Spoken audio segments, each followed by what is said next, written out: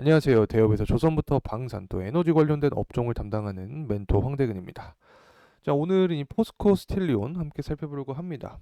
사실 포스코 스틸리온 같은 경우에는 결국에 이 철강 업체, 이 철강 업황과도 연관이 되면서 이 주가의 변동폭을 보여주고 있기 때문에 앞으로의 전망이 굉장히 이 철강에 대한 전망이 중요하다라고 설명을 드릴 수 있는데 24년 같은 경우에는 전반적으로 느린 회복세를 보여줄 것으로 전망이 되고 있기 때문에 시간이 필요하다라고 설명을 드릴 수 있고 결국에는 어찌됐건 이 기업의 현황을 체크를 하기 위해서는 실적적인 부분을 살펴봐야겠죠.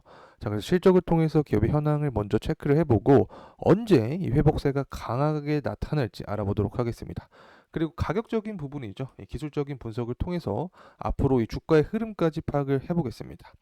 특히 이번 시간에는 제가 또 이 철강과 건설 멘토님을 대신해서 영상을 찍으려고 하고 있기 때문에 다소 어색할 수 있어도 이해해 주시면 감사하겠습니다.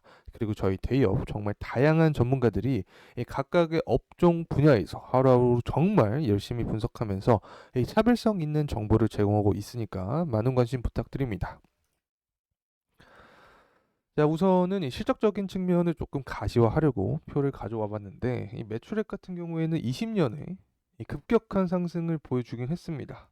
이 매출액이 아니라 이 시가총액 부분인 거죠. 이 매출액을 다시 살펴보면 20년부터 22년까지 굉장히 가파르게 상승한 모습을 보여주고 있고 23년 이후에는 하락하는 모습을 보여주었는데 이 부분은 아마 금리와 관련된 영향을 받았다. 자, 이렇게 말씀을 드릴 수 있습니다. 이 영업이익 같은 경우도 보게 되면 이 영업이익률이 21년부터 22년까지 급격하게 이런 상승한 모습을 보여주었는데 앞서서 제가 이 시가총액이 급격하게 상승했다라고 설명을 드렸죠. 이 매출액 같은 경우는 사실 좋게 나오면 실적에 긍정적인 영향을 주긴 하지만 이 주가에는 영업이익이 조금 더 직접적인 연관성이 있습니다. 자, 이런 부분은 제가 이전 영상에서도 설명을 드렸지만 매출액보다는 이 영업이익이 가파르게 상승을 했기 때문에 그에 맞게 시가총액 역시 증가를 했다라고 간단하게 말씀드리고 넘어가겠습니다.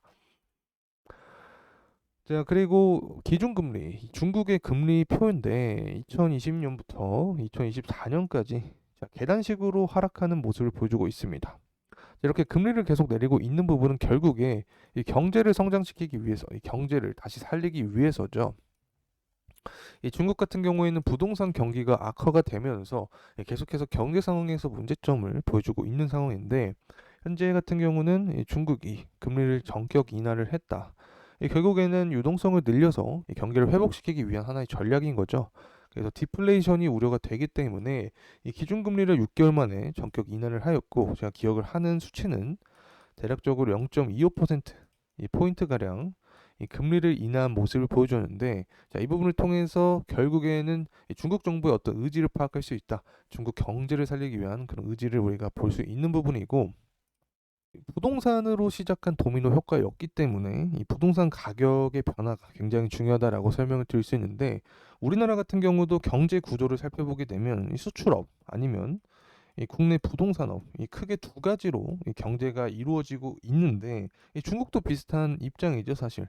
그래서 부동산이 굉장히 중요한 역할을 한다. 현재 중국 부동산 가격 추이를 보게 되면 15년부터 17년 사이 이 부동산이 피크를 이루었다가 그 뒤로 계속해서 하락하는 모습을 보여주고 있다.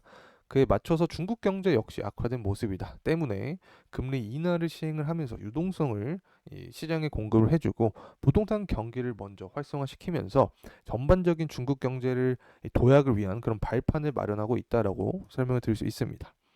자, 이제 PPI 지수와 CPI 지수인데 자, 미국 기준에서 설명을 드리려고 합니다.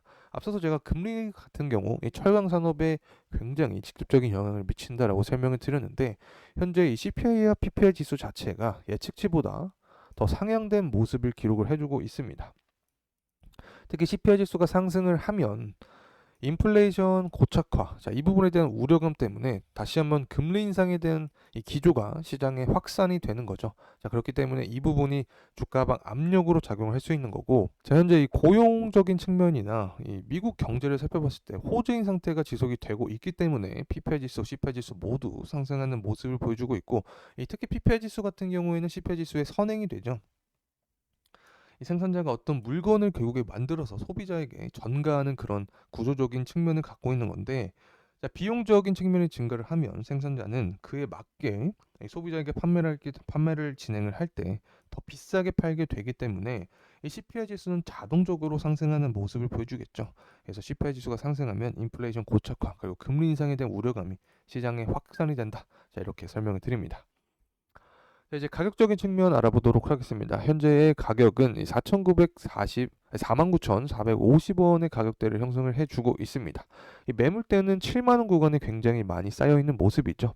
그래서 당시에 주가가 상승한 시기에 이 투자 심리가 많이 붙었다라고 설명을 드릴 수 있고, 이때를 기점으로 계속해서 하락하는 모습을 보여주고 있습니다.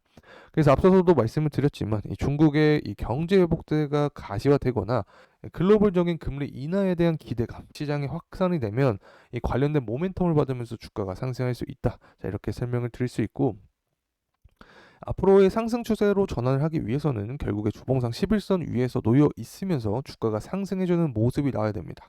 이 11선은 인간의 심장이다라고도 제가 비유를 했듯이 굉장히 중요한 역할을 하기 때문에 이 부분을 포인트로 봐주시면 좋을 것 같습니다.